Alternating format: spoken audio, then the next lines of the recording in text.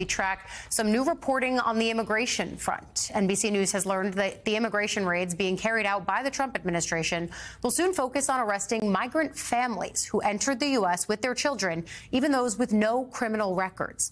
A separate operation, meanwhile, to find unaccompanied minors who were released without court dates is also underway. Meanwhile, a growing number of U.S. students are skipping class and staying home amid fears over ICE raids at their schools. The rise in absences began shortly after the Trump administration changed a policy that now allows immigration arrests inside schools, places of worship, and hospitals.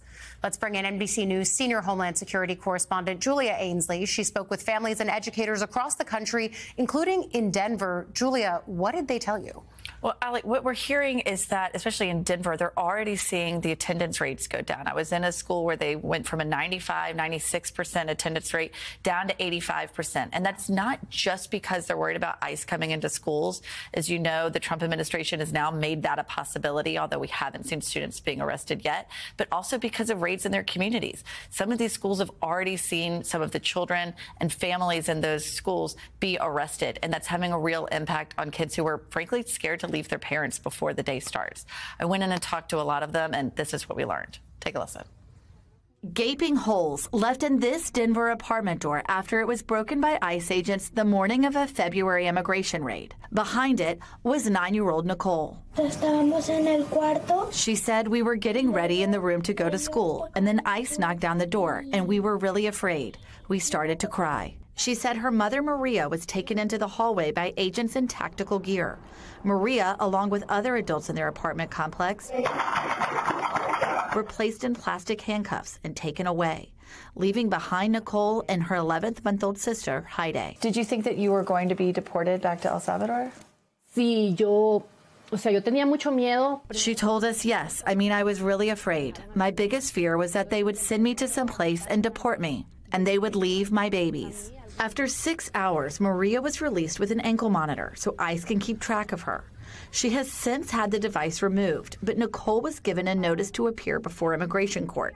Maria said she fled El Salvador after the death of her husband and said she could not support her children there. She crossed the border illegally after being previously deported. Maria says Nicole now has nightmares, and most of all, she is scared to go to school, where she said she once heard ICE agents were patrolling nearby.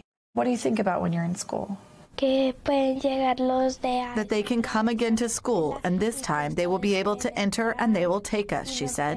4 students who attended this Denver public school were arrested by ICE the same day Maria was taken into custody, according to Principal Nadia Madden-Morrow. So as I was coming into work, my phone starts blowing up that there is a raid at one of the apartment buildings where our kids live. And so I learned that our school bus that was supposed to be picking up our kids couldn't actually get close because of all of the commotion there. Since then, she says, attendance here has dropped by 10%. ICE never came on school property, and there have been no confirmed cases of ICE arresting students at any school.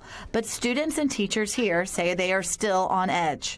And here's why. The Trump administration did away with a longstanding policy that largely kept ICE from making arrests in schools, houses of worship, and hospitals, leaving open the possibility of students being arrested at school.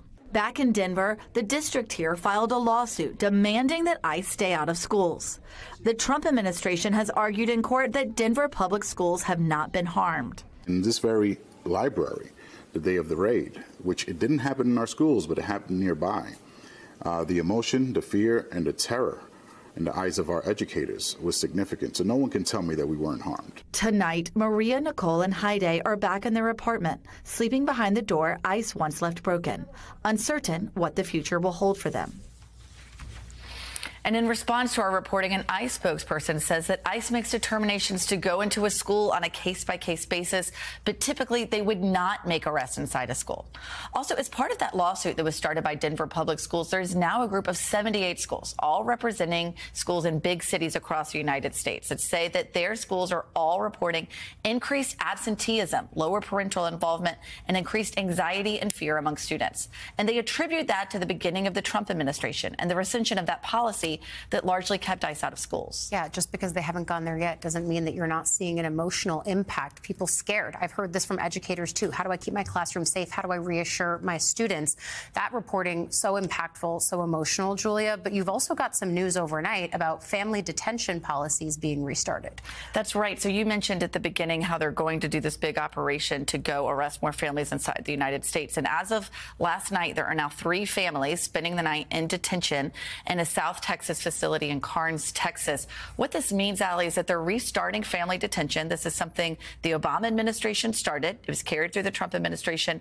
Biden ended it, but it's different this time. And here's why. It used to be for families who had crossed the border. They were detained for no more than 20 days and then released with court dates to pursue asylum. Now we're talking about families that are in the United States sending their kids to school like this, who are being uprooted, held in detention before deportation. So it's a completely different way to go about this. And we'll have to see if there are legal challenges and if they're able to get access to counsel while they're there. The important piece of this, too, is as the Trump administration came in, they said they were going to be targeting dangerous people, immigrants who were criminals.